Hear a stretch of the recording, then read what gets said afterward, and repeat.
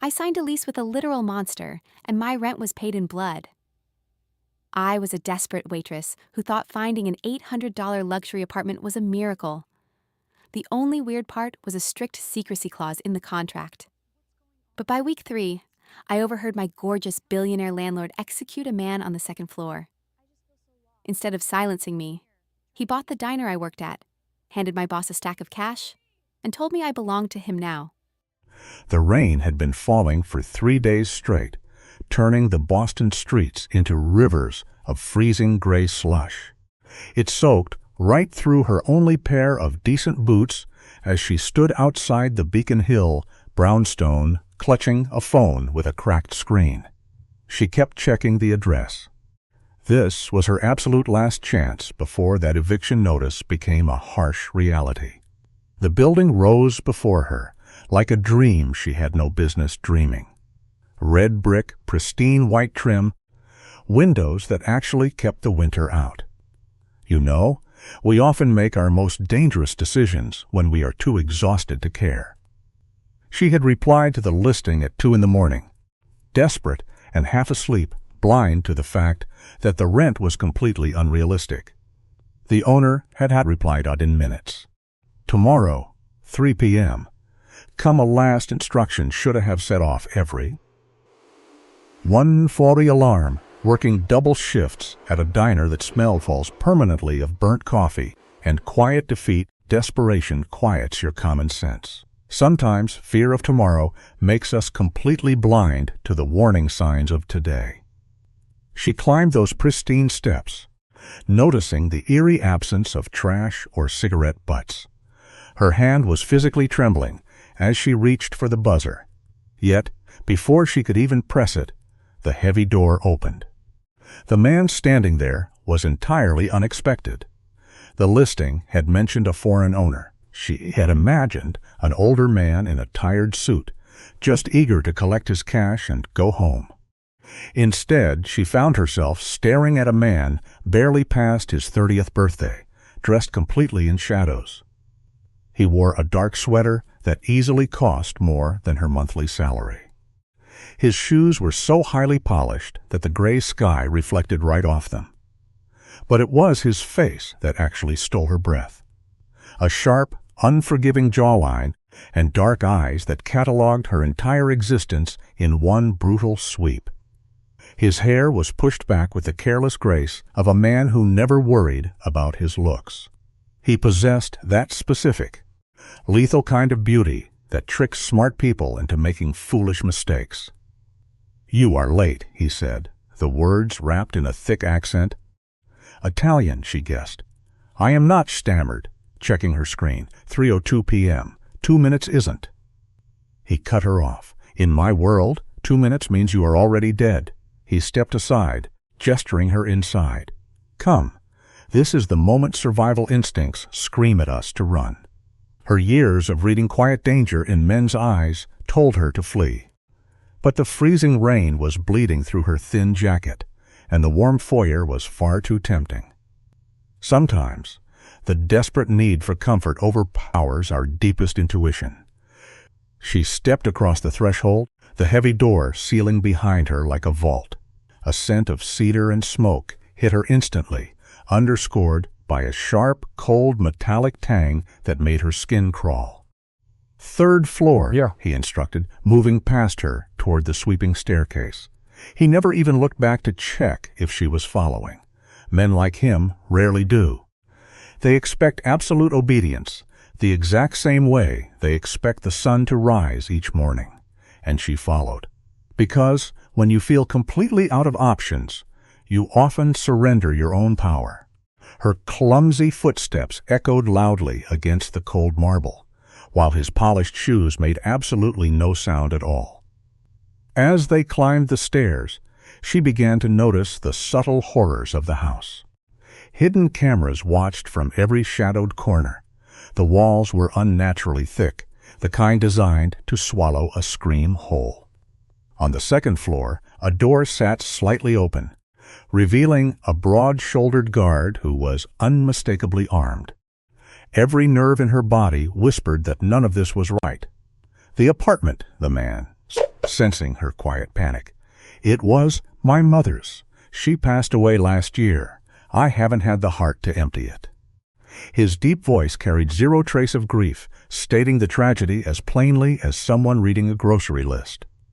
"You need a place to stay. I need the space occupied." This works. True sorrow often hides behind the coldest masks, doesn't it? They reached the third-floor landing. He produced an old brass key and unlocked a heavy wooden door. It swung open silently on perfectly oiled hinges. "Look around. Tell me if it suits you." She edged past him, deeply aware of the dangerous lack of space between them. Picture this. The air in that room hung heavy, smelling of frostbite and the kind of expensive whiskey that burns going down. Elena stood there, terrified by his sheer presence even more than the cold steel of the gun she'd spotted upstairs. The apartment was immaculate. Too perfect, you know. Gleaming hardwood, heavy drapes built to keep the world out, a pristine gray sofa, and walls lined with Italian books. "I don't understand," she whispered into the quiet, her voice shaking. "The listing said $800 a month. This place is worth." He leaned against the frame, his dark eyes catching every detail. "I know what it's worth. You and I have probably both learned this the hard way.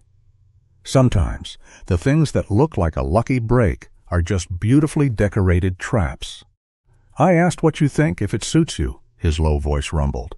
Elena turned slowly, drinking it all in. Crisp white linens, a clawfoot tub, windows that actually kept the winter out, no roaches, no black mold. It was the sanctuary she'd prayed for during brutal night shifts, pouring coffee for ghosts who left quarter tips and looked right through her.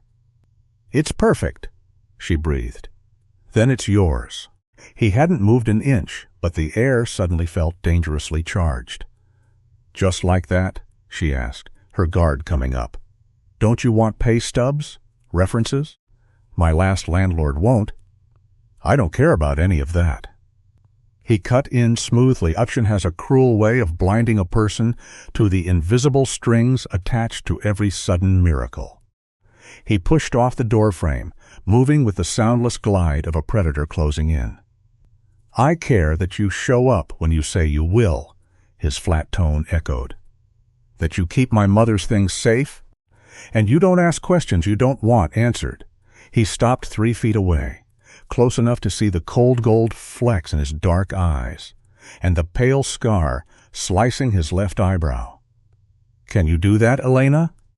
Ice flooded her veins. "I never told you my name." His smile was slow, missing his eyes entirely. "You filled out the application online, remember?" She hadn't. "Only a phone number." "Who are you?" she asked, her voice steadying. The air grew heavy with the terrifying realization that the stranger holding all the cards already knew her deepest secrets. "Someone who owns this building," he stated. "Someone who needs a tenant, and someone who doesn't like to repeat himself."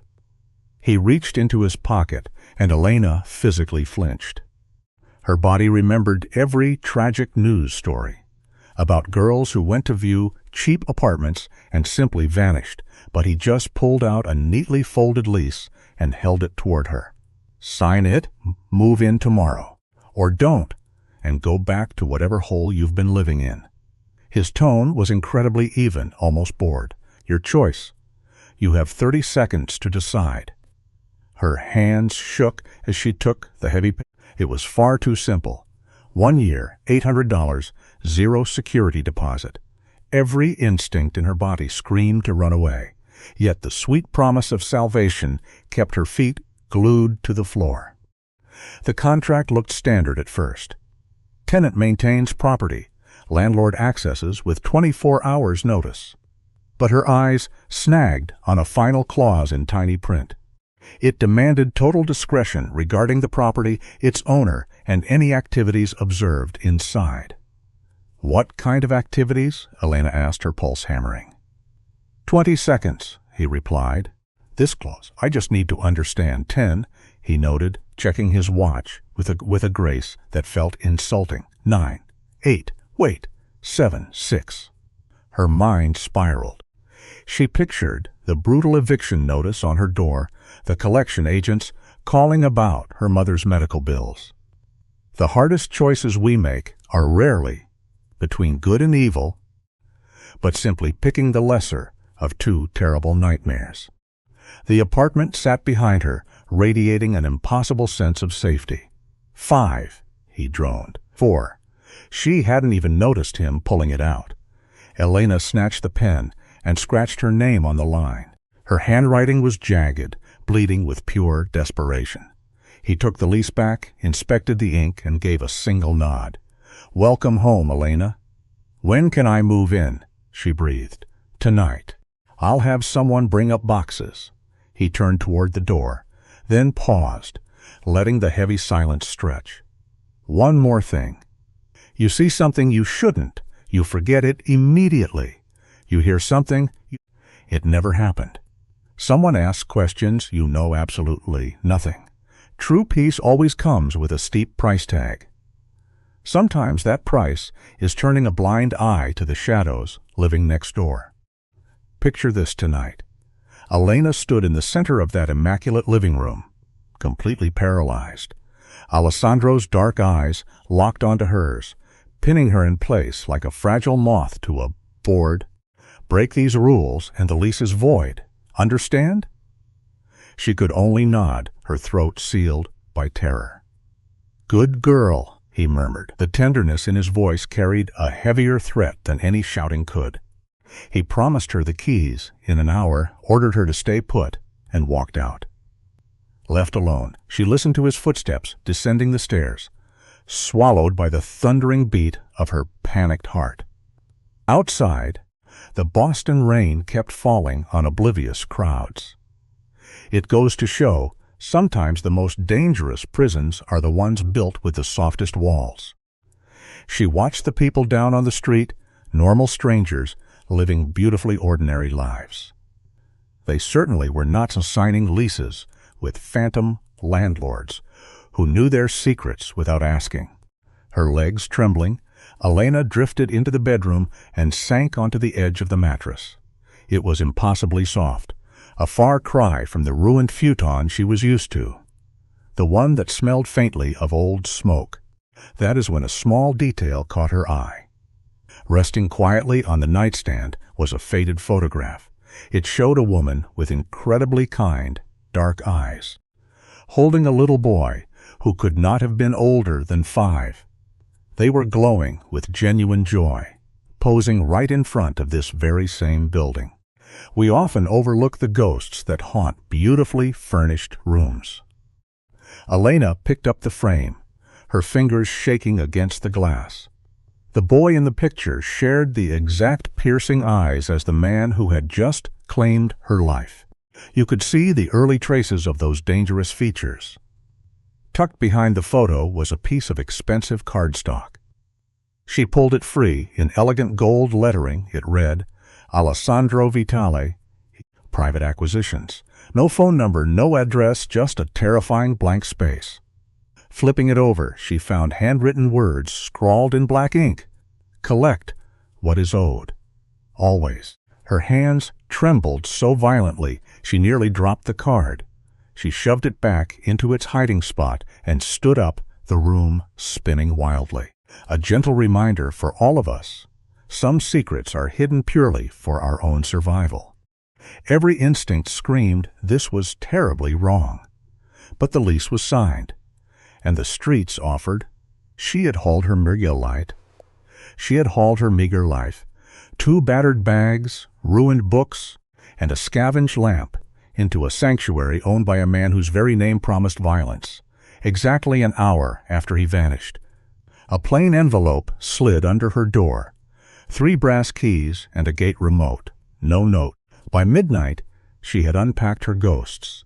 By 2 in the morning, she was scrubbing a kitchen that was already spotless, and by 4, she sat curled on the plush gray sofa, wrapped tightly in her old blanket, staring blankly at the locked door.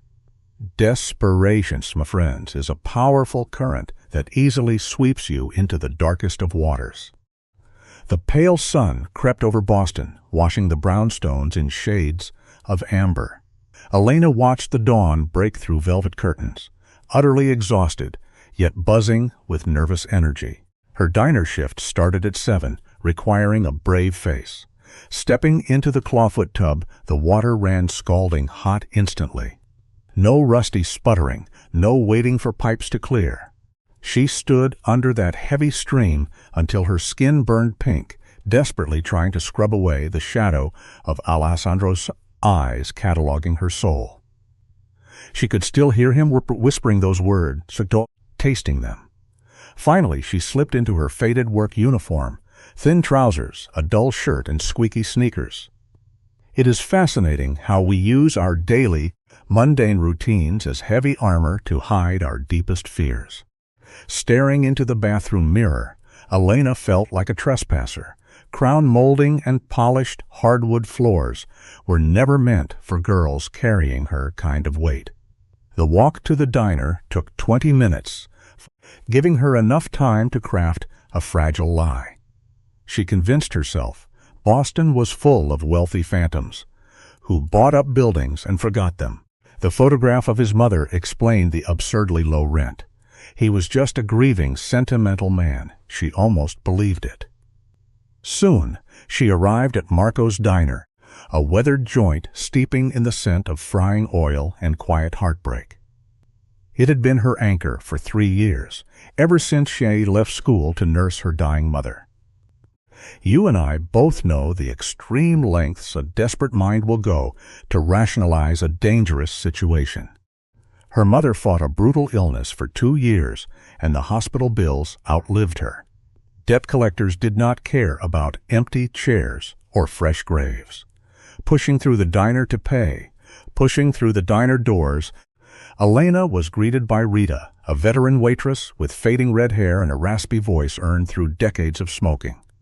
"You look awful," Rita noted. Elena just nodded, mechanically tying her apron.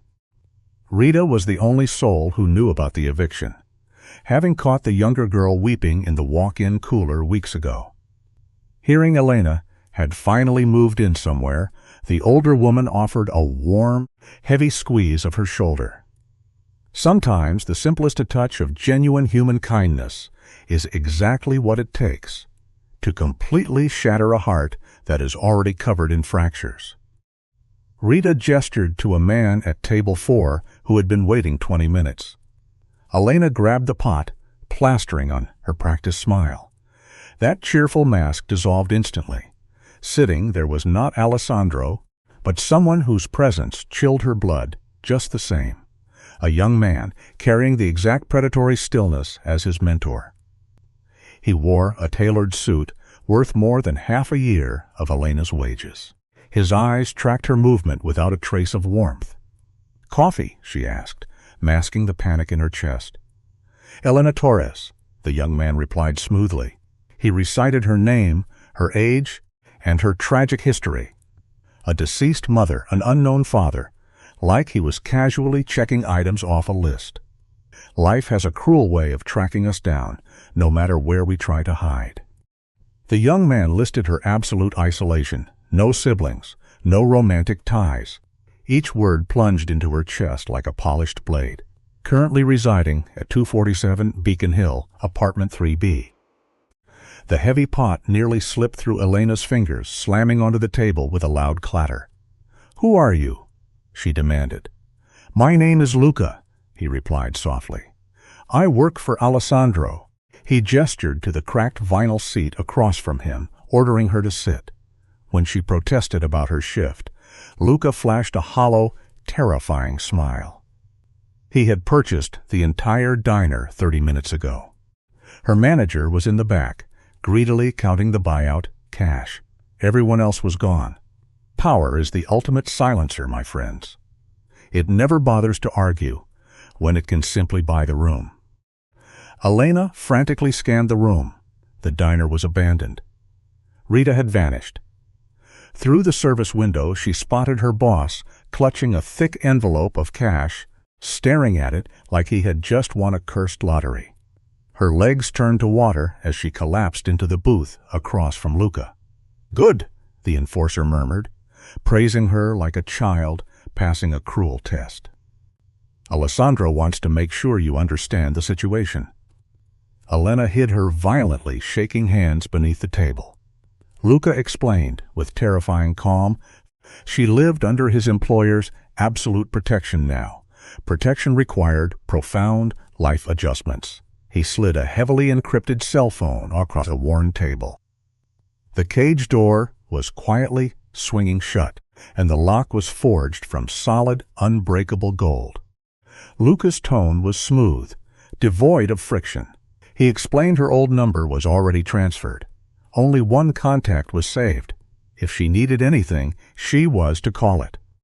Elena stared at the black device as if a venomous snake had just uncoiled on the table.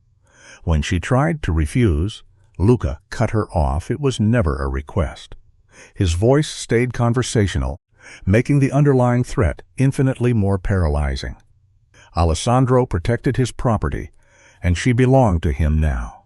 When she argued she only paid rent, Luca leaned closer. The movement exposed the dark leather of a shoulder holster hidden beneath his tailored suit. She was living in the exact room where his beloved mother took her last breath, chosen specifically by a predator who did not believe in coincidences. "Do you understand how rare that is?" Luca asked, his voice dropping to a whisper. "How many would kill for that kind of attention?" The implication hung in the greasy air, heavy and suffocating. Then came the rules. No unapproved visitors. No talking about the building. She was to maintain her routine, but remain constantly vigilant. Luca nudged the encrypted phone across the table, demanding she take it. Elena picked it up with numb fingers. The screen flared to life, displaying a single set of initials. A V. Luca promised her that Alessandro was always watching, even from the shadows. He was there, ensuring her safety, but more importantly, ensuring her strict isolation. It is a terrifying realization, can so easily become a wamanusu, watchful warden. "That is not protection," Elena whispered, trembling. "That is love." The correction came from right behind her, a dark, heavy baritone. "Alessandro." She spun in her seat, heart hammering. He stood perfectly still by the entrance. She had never heard the door chime. Dressed in a sharp charcoal suit, he looked like pure sin walking the earth. He was the living embodiment of every warning a mother gives her daughter. "Luca, leave us," Alessandro commanded. The young man stood instantly, securing his jacket with the cold efficiency of a loyal soldier. As Luca passed Elena, he dropped a final piece of advice. Never make the boss repeat himself. He vanished, leaving Elena trapped in the empty diner with the devil himself, bathed in thin morning sunlight and the scent of burnt coffee. Alessandro slid into the seat Luca had just abandoned. In the harsh light she saw the man behind the myth. A jagged scar rested on his neck. His eyes held the heavy shadows of sleepless nights. His hands told the real truth, elegant, yet ruined by the silvered tissue of shattered knuckles. The hands of a man who felt the bones break under his own skin. "You are afraid of me," he murmured. She offered only a tight silence. "Good," he whispered, pouring a cup of black coffee with an agonizing, deliberate grace. "Fear keeps you careful. But I do not want you alive. But I do not want you terrified. It is a strange truth about this world. Sometimes the very monsters we run from are the exact same ones teaching us how to survive." Listeners, picture Elena shivering, despite the diner's heavy heat. "That is not useful to either of us. What do you want?" Her words tumbled out, braver than the terrified heartbeat echoing in her ears. Alessandro met her gaze over his coffee cup. "Honestly, I am still figuring that out." She swallowed hard. "That is not an answer." "No," he agreed, setting the cup down. "It is not. Tell me about your mother." The pivot gave her whiplash. "Your mother, how did she die?" "Cancer," she whispered. The words still cut her throat even 2 years later. Stage 4. 18 brutal months of Elena playing nurse. Because someone had to. Her father was just a ghost, gone before she was born. You and I know that kind of isolating grief, don't we? It never truly fades away. Why does any of this matter? Elena asked. Alessandro studied her in a heavy silence. My mother died in that apartment, he said softly, in the exact bed you slept in last night. Cancer, also. The air vanished from Elena's lungs. You should have told me. Why? He countered. Would it have changed your decision? She pictured her eviction notice and her crushing debt. No, she admitted. Then why does it matter? He stood abruptly, dropping several $100 bills on the worn table. Take the day off. Go home. Someone will bring groceries. You did not have any food. She froze. How do you? She stopped. Of course he knew. The hard truth of life is that our deepest vulnerabilities are always visible to those who know exactly where to look. He knew what she ate, how much she slept, every agonizing detail of her fractured life. Elena, he spoke her name like a caress, yet it landed as a heavy command. I need you to understand something clearly. Men are going to notice you now. Men who would not have looked at you twice before because you were nobody, invisible. He paused, letting the harsh truth sink in. But now you live in my building. You carry a phone with my number. That makes you valuable. He leaned down, bringing his face dangerously close. His cologne, a heavy blend of cedar and smoke, washed over her senses. Her treacherous body responded with a flush of heat she desperately tried to bury. Sometimes the danger we fear the most is exactly what our lonely souls secretly desire. If any man approaches you, touches you, or makes you uncomfortable, I need to know. Not because I am controlling, but because I am keeping you alive. Do you understand? No, she breathed. His smile was sharp enough to draw blood. You will. He straightened up, adjusting his cuffs with terrifying precision. Go home. Lock the door. Do not open it for anyone except the grocery delivery. His name is Marcus. He will knock 3 times. I will see you soon. When? The question surprised them both. Alessandro paused halfway to the exit, turning back with genuine curiosity in his dark eyes. Missing me already? He murmured. Heat instantly flooded Elena's pale cheeks. It is a terrifying life lesson. When we realize we are finding comfort in the shadow of a predator. I just need to know when you are coming. The lease requires notice. The lease says what I tell it to say. Alessandro interrupted, pulling on leather gloves. But if it makes you feel better, I will knock 3 times so you know it is safe. And if it is not you, then do not open the door. He reached for the egg, pausing. One thing, Elena, the photograph on your nightstand. I noticed you moved it. Put it back exactly as it was. Her blood turned to ice. How did you? I told you I am always watching. His expression softened just a fraction. Not to control you, just a fraction. Not to control you, to protect you. Learn the difference. We so often trade our fragile freedom for safety, utterly blinding ourselves to the gilded cage closing around us. Then he was gone, leaving Elena alone in the diner with a pile of cash and a new phone burning a hole in her pocket. 3 weeks slipped by in a strange dream where nothing felt real, yet everything felt too real. She kept working, though Marco had pocketed enough of Alessandro's money to spare her the worst shifts.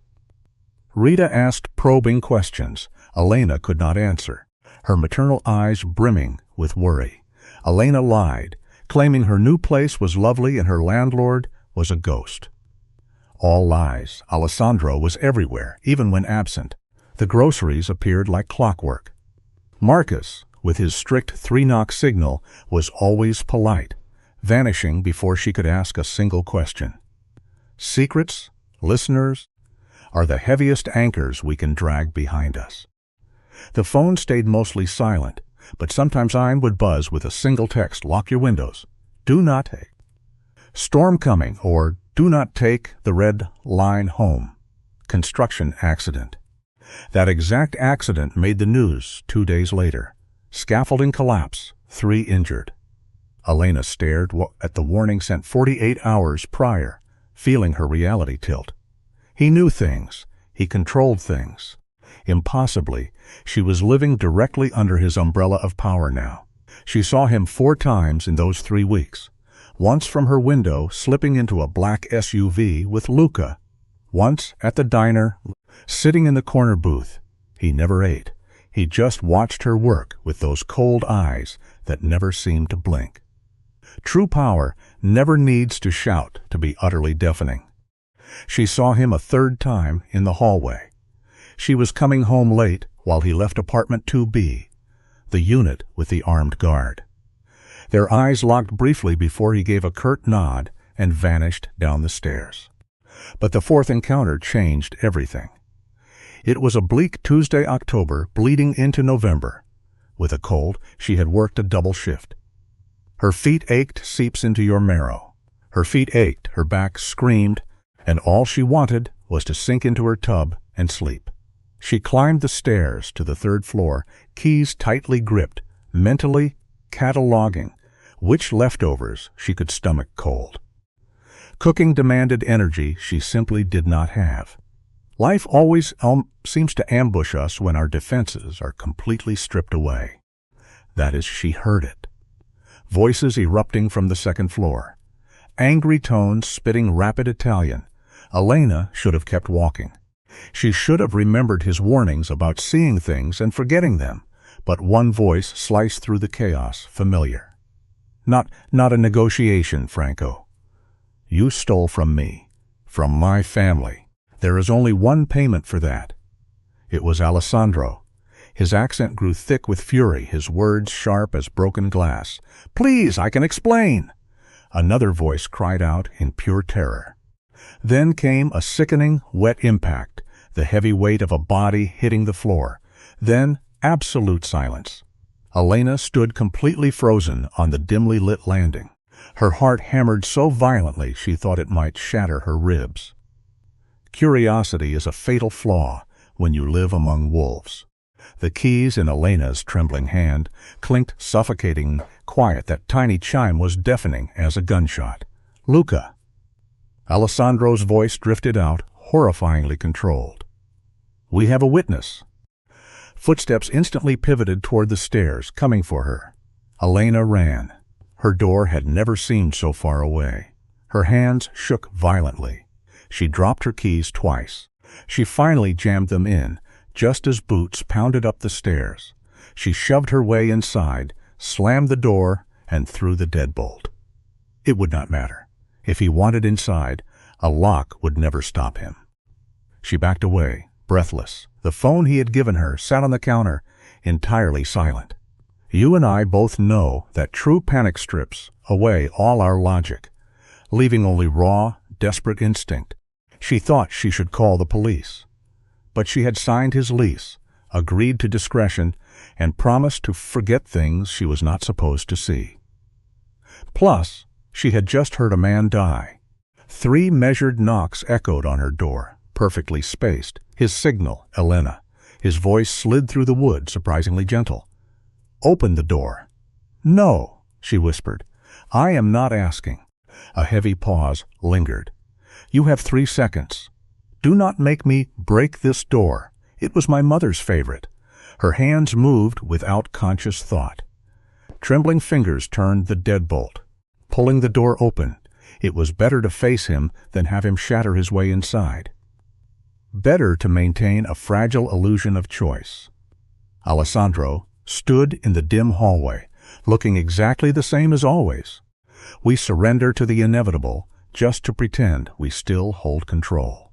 He wore a perfectly pressed suit, not a hair out of place. He radiated expensive cologne and quiet menace, except for his hands. They had been wiped clean, but she saw the truth. Trapped in his cuticles were unmistakable traces of crimson he had missed. Inside, he commanded. He stepped forward. Elena stumbled back, letting him in. He closed the door with a soft click that sounded like a locking vault. Sit down before you fall down. You are hyperventilating." She was. The room spun sideways.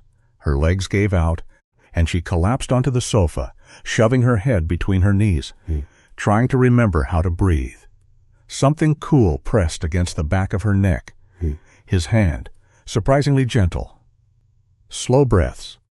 Extreme fear has a terrible way of making us forget how to do the simplest things. "In through your nose, out through your mouth," he murmured.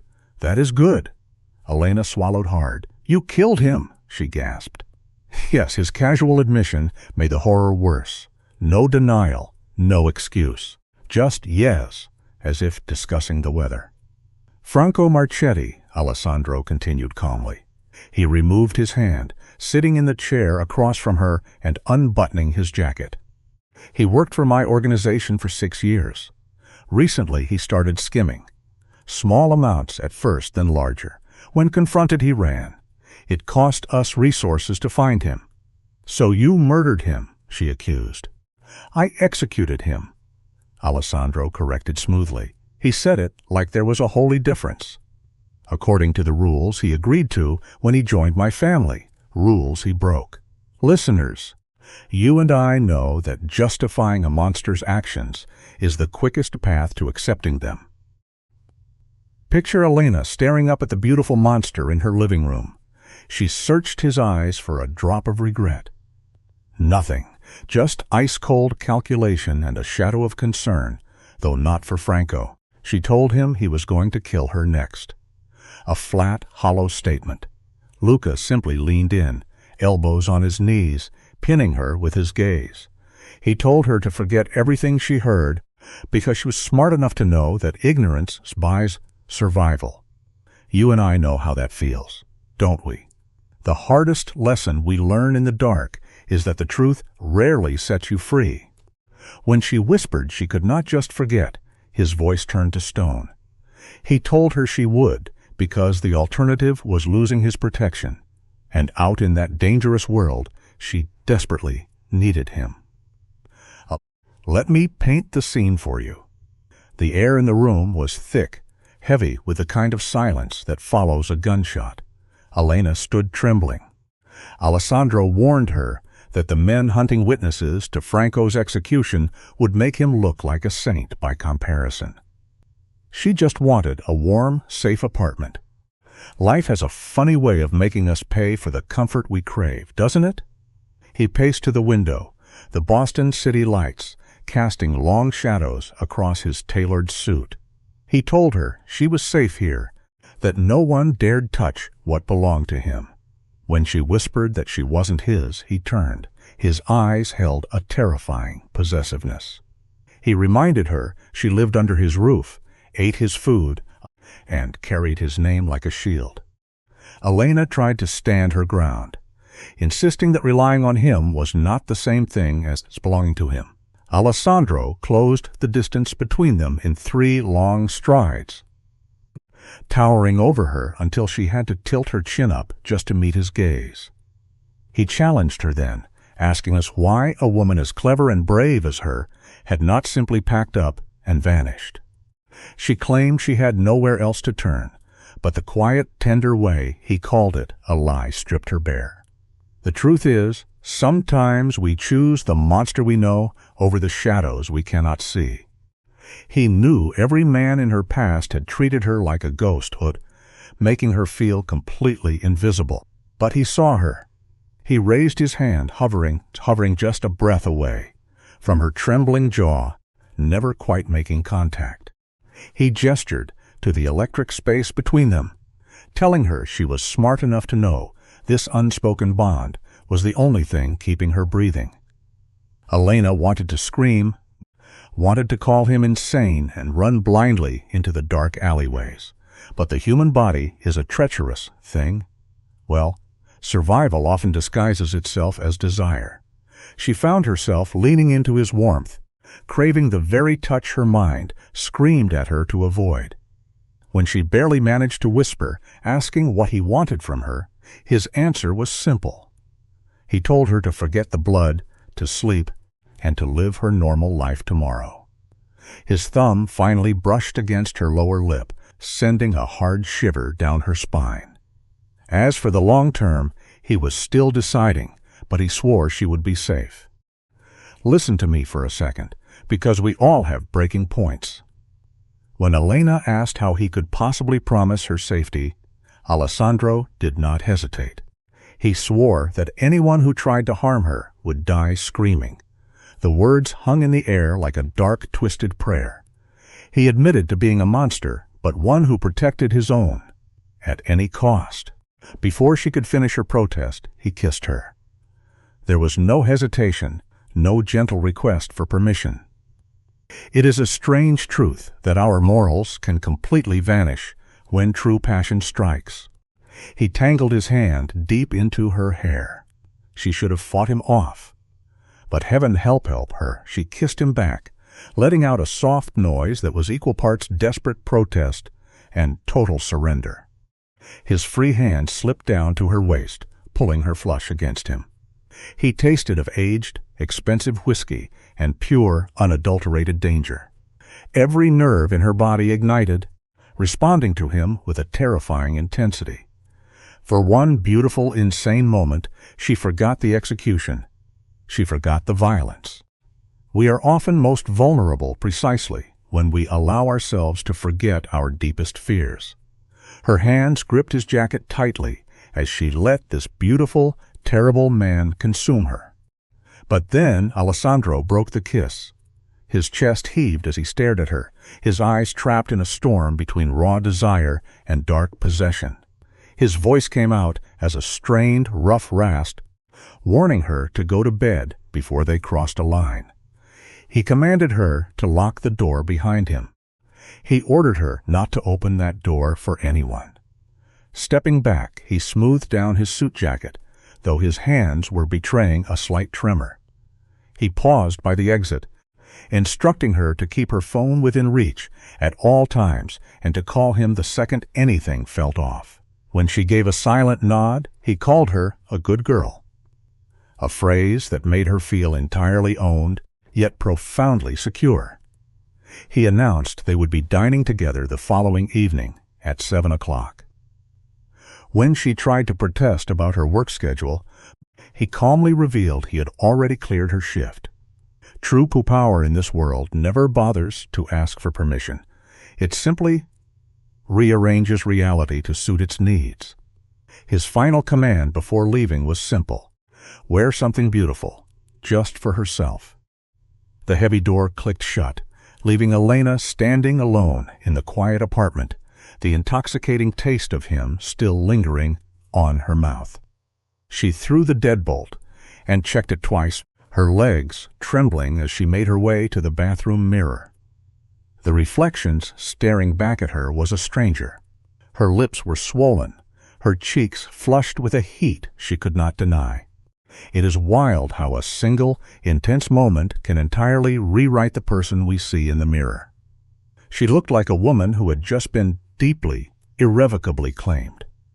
Suddenly, her phone vibrated against the counter. It was a message from him, promising he was keeping watch downstairs. Unable to stop herself, she asked if he was staying. All night his reply was instant.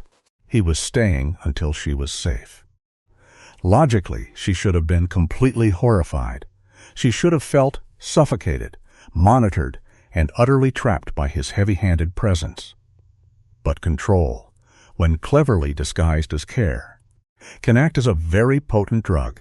Instead of fear, a dangerous warmth wrapped around her chest like a chain spun from pure silk. Too emotionally drained to change her clothes, she crawled into bed and drifted off, her fingers gripping her phone like a lifeline. When she finally opened her eyes, bright morning sunlight was pouring across the floorboards. For one hazy second, she hoped the execution and the kiss had all been a terrible, beautiful nightmare. But then the rich aroma of fresh coffee hit her, and she saw the steaming porcelain cup resting quietly on her nightstand. The crushing weight of reality slammed into her chest. He had been inside her room while she was completely defenseless. You and I know That kind of vulnerability is terrifying. He had stood close enough to hear her breathing, placing that cup down without making a single sound. Her hands trembled violently as she reached for the delicate china, the kind of luxury she could never afford. The coffee was brewed to perfection, a splash of cream, no sugar. Of course he knew her exact order. The man made it his business to know everything. Beside the saucer sat a thick piece of cardstock bearing his bold handwriting, demanding she not be late for their 7 o'clock dinner. She should have packed her bags and vanished. But human nature is strange. She simply sat there and drank the coffee. Sitting there, Elena mentally scanned her closet for anything considered nice. The tragic truth was, she had nothing men. Her wardrobe was a collection of worn fabrics salvaged from thrift stores. The only formal item she owned was the somber black dress from her mother's funeral, a garment carrying far too many ghosts. Pride is a heavy burden to carry when you have nothing left. Suddenly, her phone buzzed, and she lunged for it with an obedient, almost frightening instinct. His message was brief, telling her there was a box outside her door and warning her not to argue. She crept to the entryway and slowly turned the lock. There, resting on the mat, was a pristine white box bound in dark ribbon. Her heart hammered wildly against her ribs. Every instinct warned her to leave the lid exactly where it was. Accepting something so lavish felt like crossing a dangerous threshold she could never step back from. We constantly lie to ourselves about where the point of no return actually is, don't we? Her trembling fingers untied the ribbon anyway. Beneath layers of crisp tissue paper lay a dress made of heavy emerald green silk. It was elegantly simple, yet undeniably flawless. There were no price tags, meaning the garment had been tailored specifically for her frame. Tucked underneath were delicate black heels and a heavy velvet box. She was genuinely afraid to open it, knowing what it meant, but she popped the hinge. Inside sat brilliant emerald earrings gleaming in real gold. They were devastatingly beautiful. They were also utterly terrifying. A gift of this magnitude is never just a gift. It is a complex question waiting for an answer. The phone buzzed again, his message, stating the deep green matched her eyes, a detail he noticed the very first day they met.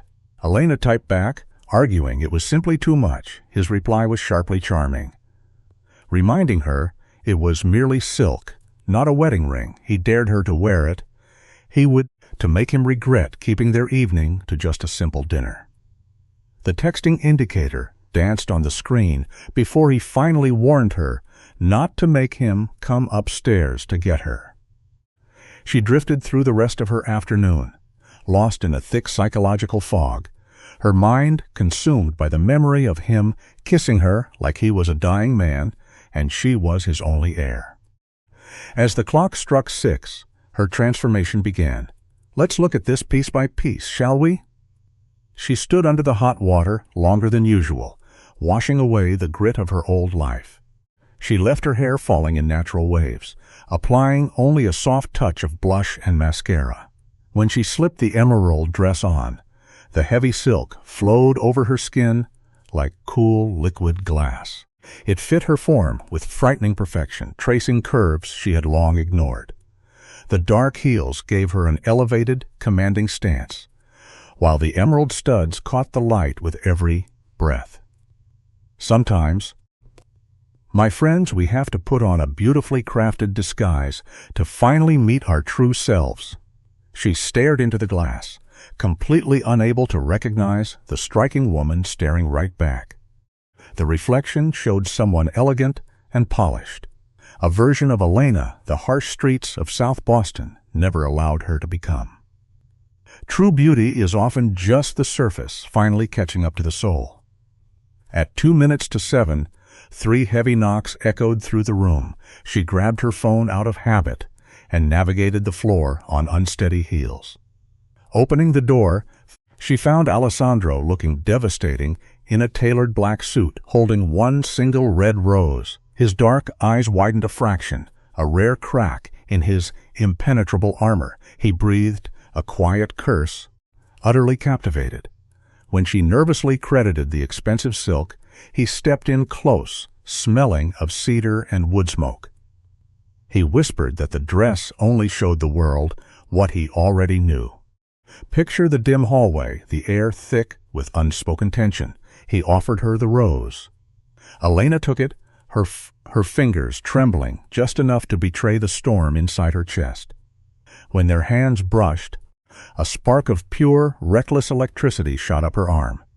He felt it too. You could see it in the hard set of his jaw. He gestured to apartment 2B.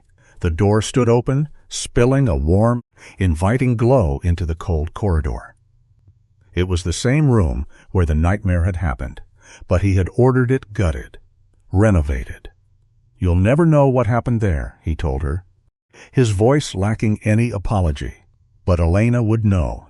The ghost of it would always linger in her mind. Yet she let him take her arm, stepping across the threshold. Because sometimes, my friends, refusing a dangerous man feels far more fatal than simply surrendering to the flames. The space was completely unrecognizable. Gone was the cold, hollow feel of a room used for violent business. Instead, soft light poured from elegant lamps. A dining table sat perfectly arranged for two, complete with fine china and crystal that caught the flickering candlelight playing against warm gray walls. "You did all this today?" Elena asked, her voice a fragile whisper. "I have people," he replied smoothly. He pulled out her chair, waiting with old-world patience until she was seated. "I wanted you comfortable," he murmured. Seemed to catch him off guard.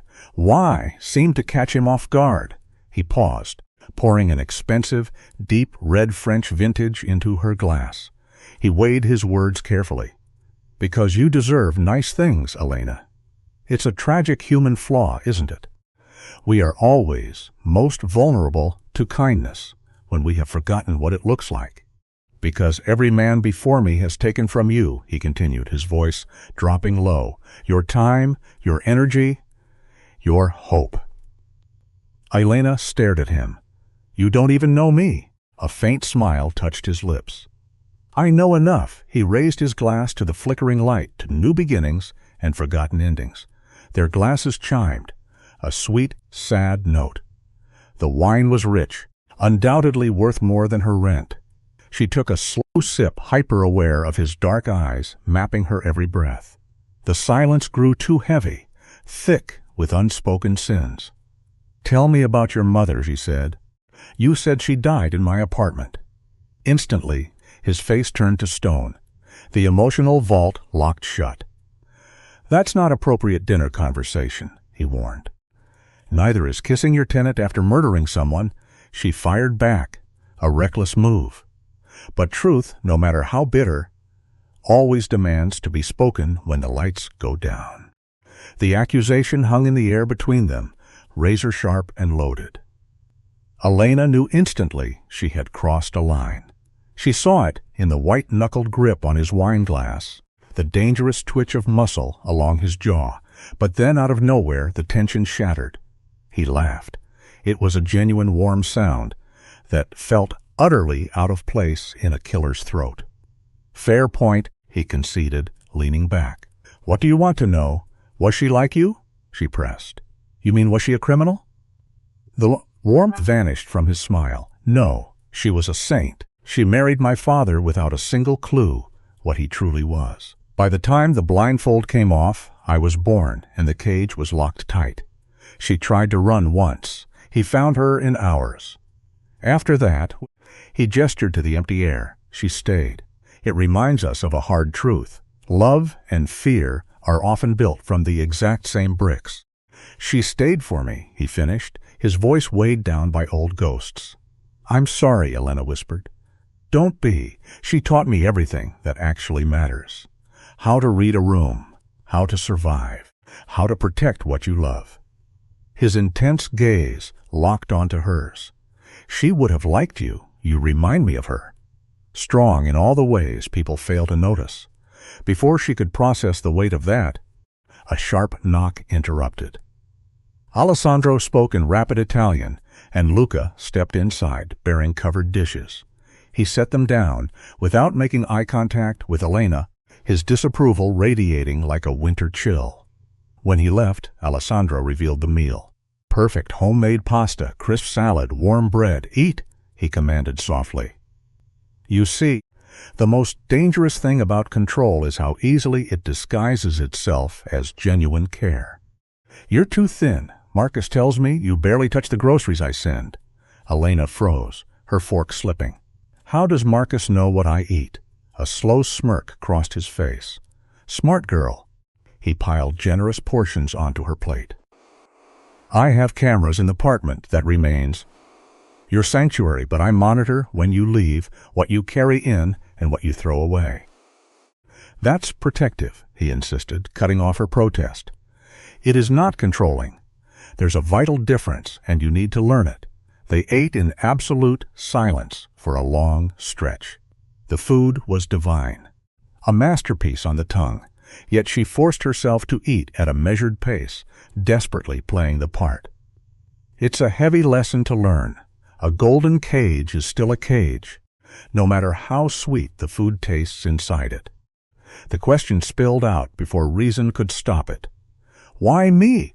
You could rent this space to anyone who knows the rules of your world. Why choose a woman who doesn't belong?" Alessandro lowered his. Those unreadable eyes studied her intently. "You really don't see it? You walked into my mother's room, drenched from the rain, desperate and terrified. And you looked at it like it was a grand palace, like it was the answer to every prayer. That raw wonder is exceedingly rare." He reached across the polished wood, his strong fingers finding hers. "And when I asked your name, you flinched. You looked like you expected pain, like you expected every man on earth to ruin you." His thumb brushed her knuckles, a startling tenderness from hands built for murder. "I want to be different. It's a profound truth, isn't it? The deepest human scars always manage to recognize each other first." "I want to be the man who gives you the palace, Les," he whispered, "instead of taking everything you have left." Elena felt a cold shudder. "That's not love, slut," she replied. "That's possession. In his brutal world, those concepts were identical twins. In my world, they're the exact same thing," he stated, pulling his hand away. "But I'm willing to show you the difference, if you let me." And if she didn't, then she would still have the apartment, the terrifying weight of his protection. "I'm not a good man, Elena, but I honor my promises. You are safe here, whether you choose me or not." Those words were meant to soothe her, but they only bred deeper terror, forcing a choice she wasn't prepared to make. Because the agonizing truth is this: when a dangerous man builds you a beautiful haven, the real trap isn't the lock on the door, it's the comfort inside. Let's look at this piece by piece, shall we? The rest of their dinner was a delicate dance. They discussed her lonely childhood and danced around his bloody line of work. They found a shocking, shared love for the exact same tragic novels. He was undeniably charming, dark-lie funny, piercingly intelligent, in a way that made Elena feel entirely visible. It would be dangerously easy to let herself fall for him, which terrified her most. By 9, he escorted her back to her door. The narrow hallway felt suffocatingly intimate, his towering frame close enough that she could feel his heat. "Thank you for dinner," she managed, keeping a steady tone. "Thank you for not running," he replied softly. He leaned in, stealing her breath, but only pressed his lips to her forehead, a chaste, lingering seal on a dangerous pact. We often fall for the devil when he acts like a perfect gentleman. Sleep well, Kara. Tomorrow will the sentence died as the building's foundation violently shuddered. A deafening boom erupted from the floors below, hitting hard enough to rattle the window frames. Before Elena's mind could register the danger, Alessandro moved. He shoved her against the wall. his massive body completely shielding hers. One hand cradled her head, while his right hand instantly drew a heavy gun she hadn't realized he was carrying. Frantic footsteps pounded up the stairwell. Luca burst into view, weapon drawn, dark blood staining his crisp shirt. "Boss?" "We have a problem, Alice. They found us." Instantly, the charming host vanished. Alessandro's face turned into a mask of glacial death, keeping Elena pinned safely beneath him. "How many?" he barked. "Life has a cruel way of testing us. When chaos strikes, the masks drop, and you finally see what a man truly is." "At least 8, maybe more," Luca gasped. They breached the first floor, took out Marco and Stefano. Alessandro didn't blink. Casualties? Both breathing, for now. Another explosion ripped through the air, much closer this time. The hallway lights flickered and died. Alessandro crushed Elena against his chest. In that suffocating darkness, she felt the wild hammering of his heart against her cheek. It was the only crack in his armor, the single trace of human fear he permitted himself. "Elena," his voice was a harsh, urgent whisper in her ear. "I need you to listen very carefully. Do exactly what I say. No questions, no hesitation. Your life depends on it." She nodded, her throat sealed tight with terror. "Good girl." He loosened his grip, catching her hand. "We're going to the roof. Luca will take you down." True survival isn't about fighting every battle. It's knowing exactly when to run. "What about you?" Panic clawed up her throat. "I'm staying," Alessandro said, his tone turning to steel. "This is my building, my family. I don't run." He shoved her into Luca's waiting grasp. "Go now." But before she could be dragged away, Alessandro pulled her back. He kissed her. It wasn't the gentle brush from earlier. It was hard, desperate, and devastatingly final, as if trying to memorize her very soul in seconds. When he pulled away, his dark eyes held a crushing, agonizing regret. "If I don't make it, the building is yours," he commanded, "paid in full, the money, the keys, my office. It's all yours. You can't," she choked out. I am." He let go of her hand, stepping back into the shadows. "Run, Elena. Don't look back." Luca's hand clamped onto her wrist like a steel vise, dragging her toward the stairs. You see, true sacrifice is often the most tragic form of love a broken man can offer. Sharp cracks of gunfire echoed through the stairwell like thunder. "Move!" Luca hissed furiously. "Those shoes, take them off right now." Elena kicked away the elegant heels, leaving them abandoned on the steps. The icy concrete bit into her bare feet as they scrambled upward, taking 2 stairs at a time. From the floors below, a symphony of chaos erupted. She heard Alessandro's booming voice, barking commands in rapid Italian, followed by a sickening scream that was abruptly cut short. "He's going to die down there," she gasped, her lungs burning. "He's going to kill every last one of them," Luca corrected coldly. "But not if his mind is worried about you.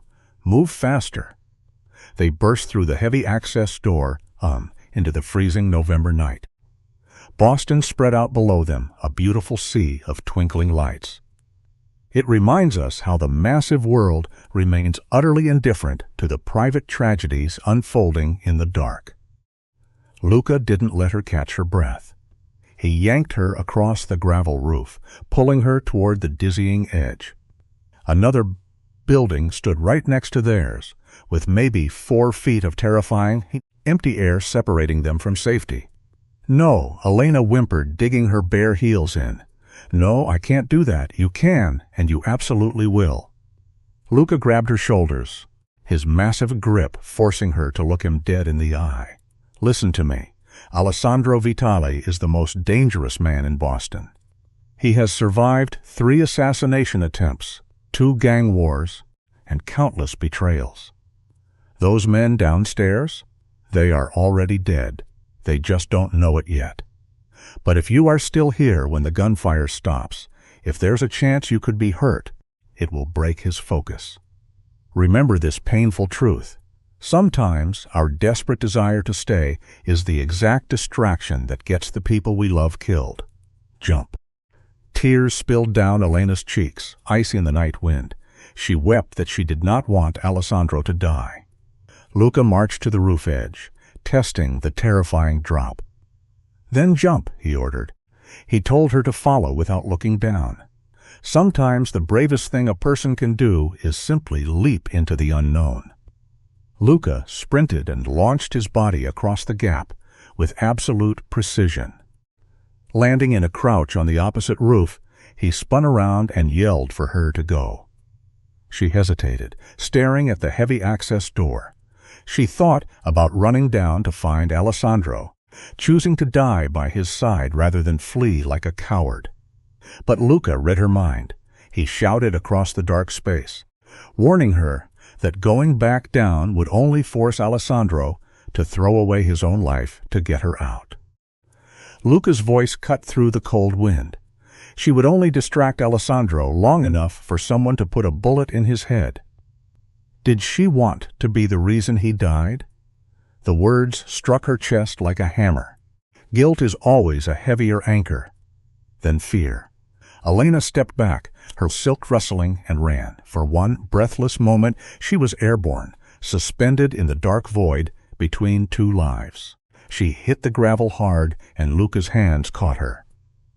"Good girl," he muttered. The praise sounded wrong, coming from his mouth. That was always Alessandro's phrase. Luca pointed to the fire escape and ordered her down. They scrambled down the iron stairs, her bare feet aching against the metal grids. 4 floors, 3, 2. Then, the brownstone above them exploded into a violent nightmare of pure noise. Gunfire echoed, followed by breaking glass and a scream that went violently silent. Elena forced herself not to look back, blocking out the image of Alessandro caught in that slaughter. They hit the alley pavement, breathing in wet garbage and cold rain. Luca typed 30 seconds. A sleek black car rolled up. Stranger, Barwick, barked his order up. A stranger jumped out and Luca barked his orders. "Take her to the Cambridge safe house. Wait only for my call," he demanded. "Love makes us do reckless things, but loyalty demands discipline."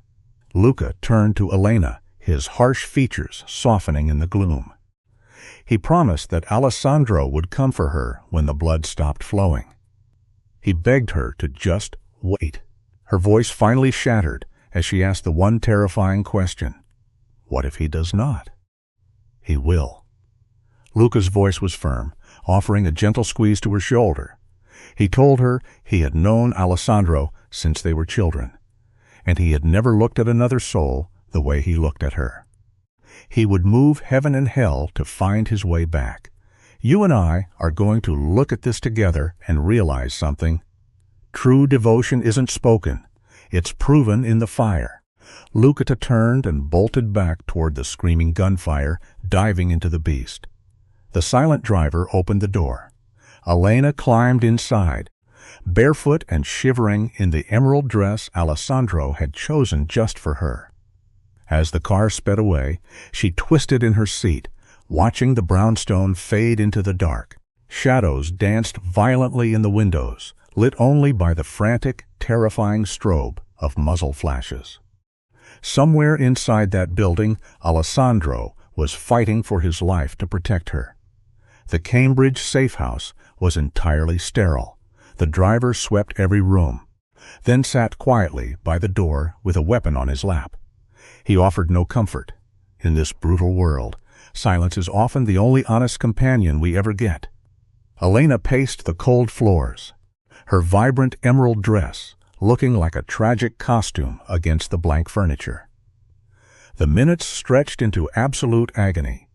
She clutched Alessandro's phone, begging it to vibrate, praying for a single sign that the man she loved was still breathing.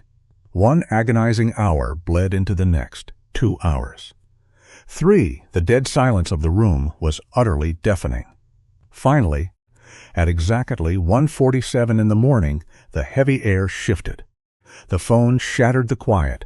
She answered before the first ring finished, her hands trembling violently. Hearing Alessandro's voice, Rue, exhausted but alive, made her fall apart. She frantically asked if he was hurt. He assured her he was fine, just minor injuries, before stating with chilling calm that the threat was neutralized. All of them. There is a deep tragedy in hearing the person you love speak of death like a mere business transaction. He asked her to stay hidden until morning, but she could barely breathe. She wept into the receiver, telling him she did not want to stay in that room alone. She desperately needed to see his face, to know he was breathing, to stop the agonizing feeling that her very heart had been ripped straight from her chest. Alessandro's voice dropped into a low whisper. She begged him to be there, safe, by her side. CB, a heavy silence followed, filled with his ragged breathing. He swore to arrive by dawn, asking her to sleep. But sleep is a luxury for the peaceful, and her mind was a war zone. He told her to wait, and the line went dead. Elena stood frozen, staring at the phone. The driver offered water she ignored, food she could not stomach. She curled up under a forgotten blanket, watching the windows shift from pitch black to a bruised gray, and finally to a pale blue. Time is the cruelest master when waiting in the dark. At 6:23, a sudden noise broke the terrible stillness. A sharp knock echoed. The guard checked the peephole and stepped aside. Alessandro walked in, looking like he had crawled out of a nightmare. His suit was shredded and soaked in blood. A deep gash rested over his eye, and dark bruises painted his jaw. His knuckles were split and raw. He favored his left side with every step, but he was breathing. "Stick with me here, because this is where everything changes. When the armor falls, only the bare truth remains." Elena stood in a daze, letting the blanket drop. They stared at each other across the room. He looked like the Grim Reaper himself, and she stood frozen in her ruined emerald dress. Recognizing the heavy weight of the moment, the driver slipped out the door, leaving the two bruised souls entirely alone. 8 men, Alessandro whispered. A rival family sent a death squad to take his life and his empire. He asked if she knew their fatal mistake. Elena simply shook her head, unable to speak. They assumed having something to lose made him weak. He stepped forward slowly, dragging his battered hand across the room. They were right that he had a vulnerability, but they misunderstood the mind of a desperate man. Finding someone to love doesn't make a dangerous man softer. It gives him a reason to bare his teeth. He finally had something worth killing for. He stopped mere inches from her face. He confessed that when those assassins breached his walls, and he realized they might touch her to get to his throne, Bruce Abion, his life's true purpose became terrifyingly clear. Alessandro lifted his bloodied hand, cupping her cheek with bruised knuckles. He wanted absolutely everything: her mornings, her nights, her fears, and her trust. He demanded her completely. When she whispered his name, his thumb brushed her skin with impossible gentleness. He freely admitted he was not a good man. He had committed atrocities and promised to do far worse to keep her breathing. We look for knights in shining armor, but sometimes the only one who can save you from wolves is a darker wolf. He could never offer a normal life, but he could give her absolute protection. A world where she would never be invisible again. As tears washed down her face, she choked out that his promise just sounded like another beautiful, gilded cage. He pressed his forehead against hers, his breath ghosting over her lips. "No, it is a fortress, and she would be its queen, not its captive." He laid out his terms. If she wanted to work, she could. If she wanted school, he would pay. The only absolute rule was her safety. A true partner doesn't clip your wings. They build a sky where nothing can shoot you down. Elena asked what would happen if she walked away. Alessandro confessed it would completely destroy him, but she would still keep her freedom and his protection. Her safety was unconditionally guaranteed. He pulled back an inch, his dark, exhausted eyes searching her soul. With a rough catch in his throat, he admitted his final, desperate truth. He was just hoping she would choose to love the monster anyway. Elena stared into the eyes of this beautifully dangerous man. He had slaughtered for her, offered her a kingdom, and kept his promises. Every logical nerve in her body screamed to run, to take the safe apartment and stay far from the bloodshed trailing him like a shadow. I think you and I know that the brain and the heart rarely agree on survival. Her treacherous heart was begging to stay. She softly asked about the men who attacked that night. Were there more out there, more families plotting to strike her to wound him? Alessandro refused to lie or soften the blow. He told her there were always enemies lurking in the shadows. He could minimize the chaos, but he could never entirely erase the crosshairs painted on his back. That was the brutal reality of loving a king. She asked the final, heaviest question. If she chose him, what would happen next? His hand tightened against her skin. He vowed she would become untouchable. Anyone who dared cross her path would suffer a fate worse than the grave. They would have to face him. He promised she would wear his ring, carry his dangerous name, and be woven into the fabric of his entire empire. She would be sacred. Elena's breath hitched at the mention of a ring. Alessandro softened, promising it would only happen when she was truly ready. When she finally realized it wasn't just some dark obsession. Sometimes, broken people don't know how to speak of romance. He struggled to find the words, finally admitting that his fierce devotion was the absolute closest thing to love a shattered man could ever offer. Picture this. You and I, we've both seen what darkness does to a soul, but right here, in this shadowed room, Cara did the unthinkable. She reached up, her small hand covering Alessandro's. His knuckles were bruised, torn from the brutal violence he had just committed in her name. Anyone else would have run from the blood. But she turned her head and kissed his ruined palm. Alessandro's breath hitched. Suddenly his mouth was on hers, desperate, tasting of iron and promises he would kill to keep. She pulled him closer by his torn shirt, ignoring his wince of pain. When he asked if this was a yes, she whispered that she would try. Try to trust. Try to build something in the center of hell. Sometimes love isn't found in the light, but forged in the dark. He kissed her again, the desperation fading into something soft. That is enough, he told her, promising they would figure out the rest together. When he pulled back, Cara noticed the fresh blood weeping through the fabric at his ribs. She told him he needed a doctor, but his reply was raw. He just needed sleep, and he needed her, exactly in that order. Looking toward the bedroom, he asked if she would just lie next to him. He needed to know she was real, that he hadn't lost her to the night. Careful of his split skin, she guided him into the room. Watching him strip off the ruined suit was a lesson in heartbreak. Every bruise was a line of violence written across his skin. We forget how vulnerable the dangerous ones really are until they take off their armor for love. Let's stay right here for a moment. They lay together on top of the covers.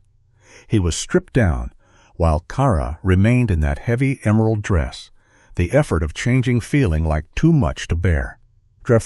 Alessandro pulled her flush against his chest, burying his weary face in her hair. Half asleep, he murmured his gratitude. Thank you for not running, for choosing to try. She laced her delicate fingers through his damaged ones as he thanked her for coming back. His voice faded as exhaustion finally took him, promising pining. He would always keep her safe. His grip loosened, but never let go. Cara lay awake, watching dawn paint the ceiling gold, listening to his heartbeat. It is a quiet truth of life that sometimes the most profound peace comes right after the worst storms. As the morning broke, Cara reflected on her choice. This was no fairy tale, and there would be no simple, happy ending. Ahead of them lay a series of dangerous tow days, full of violence, threats, and sleepless nights wondering if he would make it home.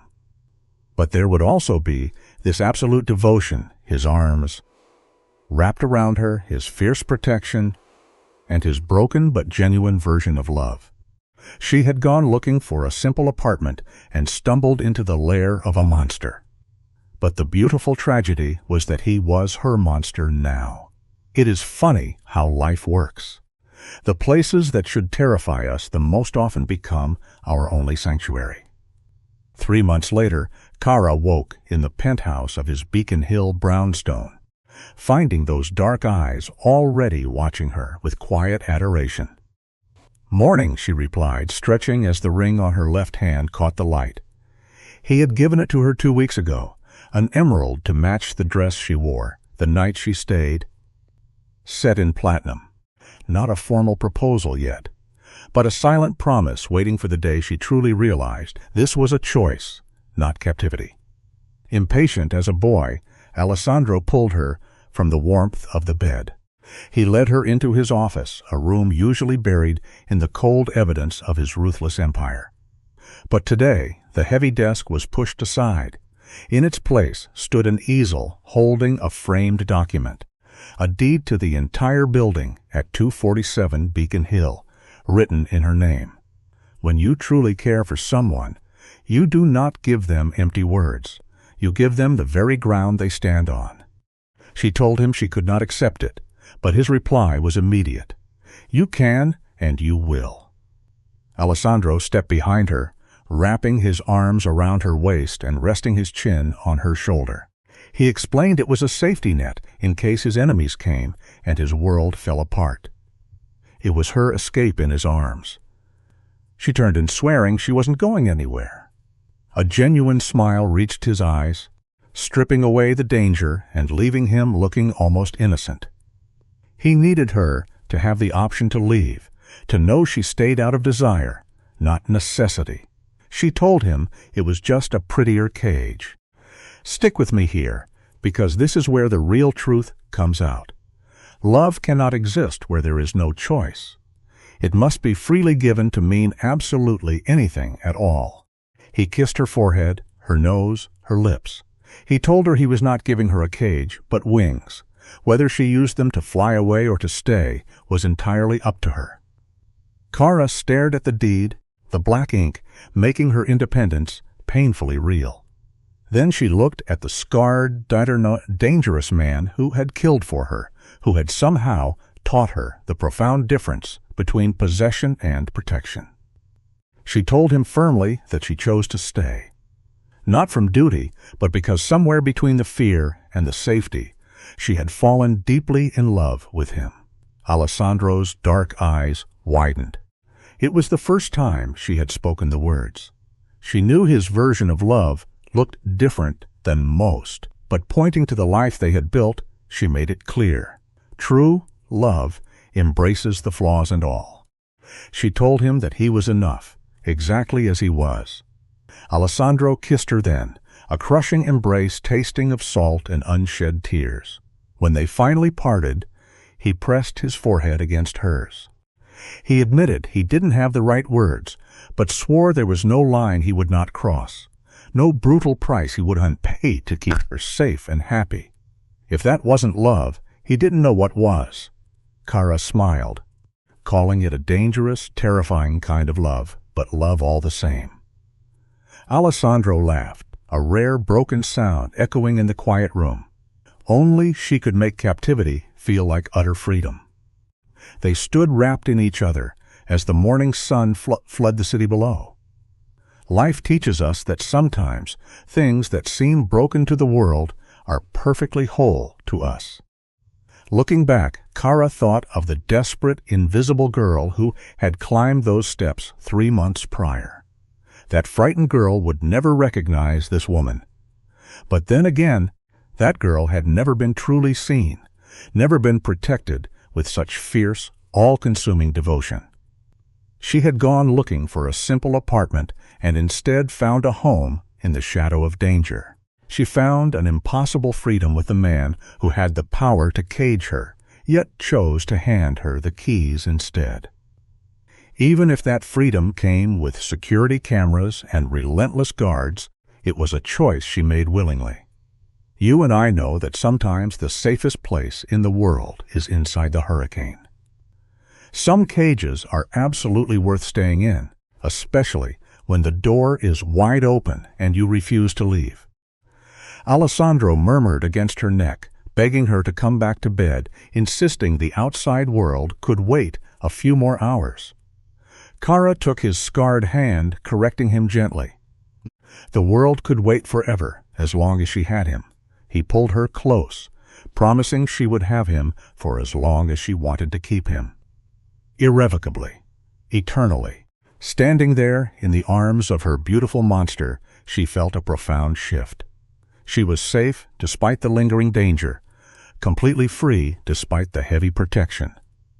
It is a rare, breathtaking moment when you finally understand what it means to be wholly possessed by someone, completely theirs, yet somehow entirely yourself. We spend our lives searching for independence, but the truest freedom is finding someone who anchors your soul. That grand apartment on Beacon Hill had merely been the prologue to their story. Her actual home was never made of brick and mortar. Her real home was found in the absolute security of his arms, wrapped in the heavy, shielding weight of his dark and dangerous love. She knew the risks. She knew the violence that shadowed his every step. But she would wake up and choose this life, choose this terrifying, beautiful man every single day for the rest of her life. So as we close out tonight's story, let's remember one thing. Love doesn't always come wrapped in a neat, perfect bow. Sometimes it comes bruised, bleeding, and bearing scars. But if it stands between you and the cold, cruel world, you hold on to it. You hold on and you never let go. I would say this story has a very strong hook, a dark, romantic atmosphere, and many emotional elements that can keep viewers watching until the end. The story begins with Elena, a poor and exhausted young woman, standing in the rain outside a beautiful brownstone apartment, desperate for a place to live. This opening immediately creates sympathy. Viewers can understand her fear, poverty, loneliness, and desperation. From there, the story introduces Alessandro Vitale, a mysterious and dangerous man whose protection slowly becomes both a source of safety and a source of emotional conflict. Beneath the romance and suspense, the story raises important educational lessons about desperation, boundaries, power, protection, choice, and self-worth. The first lesson from the story is that desperation can make people ignore warning signs. Elena knows something is wrong from the beginning. The rent is too cheap. The owner tells her to come alone. The building has cameras, armed men, and strange rules.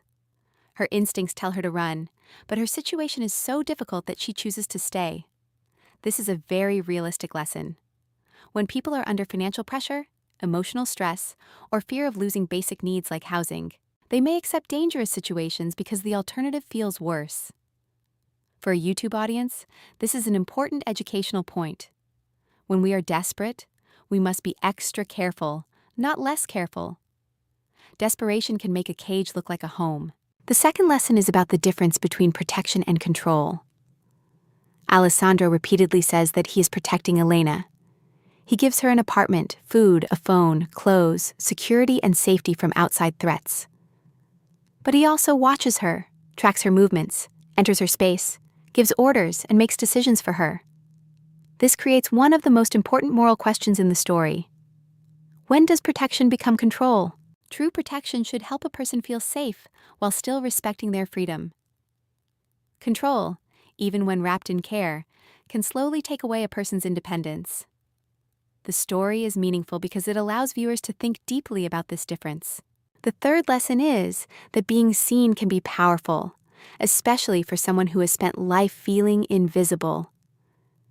Elena has worked hard, lived with debt, cared for her sick mother, and survived in a world where people barely notice her. Alessandro's attention affects her because, for the first time, Someone seems to see every detail of her life. He notices her fear, her hunger, her exhaustion, and even the color of her eyes. This is emotionally powerful, but it is also dangerous. The educational message is that being seen should not make us surrender our judgment. Attention can feel like love, especially to someone who has been neglected, but not all attention is healthy. The fourth lesson is about self-worth. Elena begins the story as someone with very few choices. She feels poor, tired, and disposable. The apartment feels like a miracle because it gives her warmth, beauty, and stability. But as the story develops, the real question becomes whether Elena can believe she deserves safety and love without losing herself. Alessandro gives her expensive dresses, jewelry, protection, and eventually the deed to the building. Yet the most meaningful gift is not the money or property. It is the moment when he gives her the option to leave. That matters because love without choice is possession. A person only truly stays when they are free to go. The fifth lesson is that love should not be confused with obsession. Alessandro's love is intense, possessive, and dangerous. In a fictional dark romance setting, this creates drama and emotional tension. But from an educational perspective, it is important to be careful. Real love should not require fear, surveillance, threats, or violence. The story may present Alessandro as a beautiful monster, but a YouTube narrator should help viewers understand that this is fantasy, not a model for healthy relationships. The meaningful part is not that he controls Elena. The meaningful part is that he eventually realizes she must have a choice. That shift from possession to choice is the true emotional growth. Another important lesson is that safety is not only physical. Alessandro can protect Elena from external enemies, but emotional safety is more complicated. Elena needs more than guards, cameras, and locked doors. She needs honesty, respect, and the freedom to make decisions. This is a strong educational point. A person can be physically protected and still emotionally trapped. A safe home is not only a place where no one can hurt you from the outside. A safe home is also a place where your voice matters. From a YouTube content perspective, the story has many strengths. The opening is cinematic. Rain, poverty, a mysterious apartment, and a dangerous landlord. These details create instant curiosity. The contrast between Elena's poor life and Alessandro's wealthy, controlled world makes the audience want to know what will happen next. The story also uses strong emotional triggers: fear, attraction, danger, loneliness, rescue, and transformation. These are effective for keeping viewers engaged. However, if this story is presented on YouTube with an educational tone, the commentary should not only romanticize the dangerous parts. The narrator should guide viewers to reflect.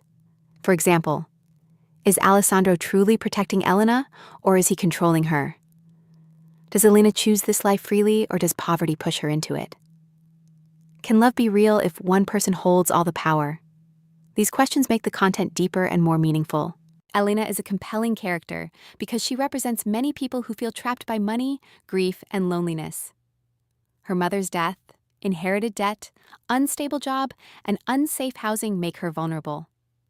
But she is not weak. She asks questions, notices danger, and slowly learns to define what choice means to her. Her journey is not only about falling in love with Alessandro. It is about moving from survival to self-recognition. Alessandro is also interesting because he is not a simple romantic hero. He is dangerous, controlling, violent, and emotionally damaged. Yet he also has loyalty, grief, and a strong desire to protect what he loves. His growth comes when he understands that keeping Elena close is not enough. If he truly loves her, he must give her freedom. The deed to the building becomes a symbol of that change. It means she has an escape route.